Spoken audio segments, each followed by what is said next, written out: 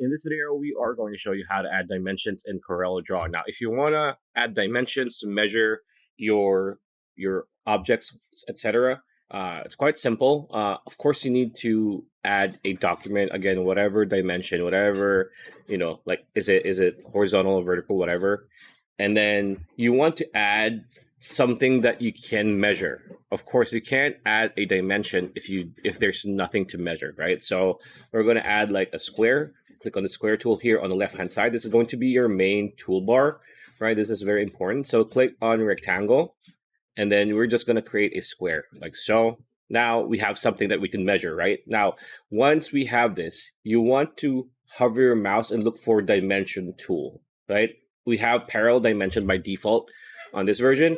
You want to click on the small like corner white rectangle like so you can see the other dimension tools. We have parallel, we have horizontal or vertical, we have angular, we have segment, and we have two leg, right?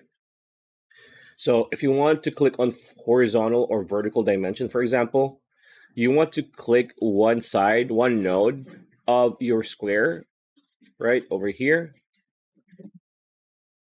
and then go down, right, and then just measure it like that, and now you're going to see your dimension, right? So that's pretty much it. And again, every one of these have their own uses, have their own use cases, depending on what you want to measure. So pretty much it. That's a video. Hope you liked it. Like, comment, share, subscribe, ring that bell icon. We'll see you on the next video.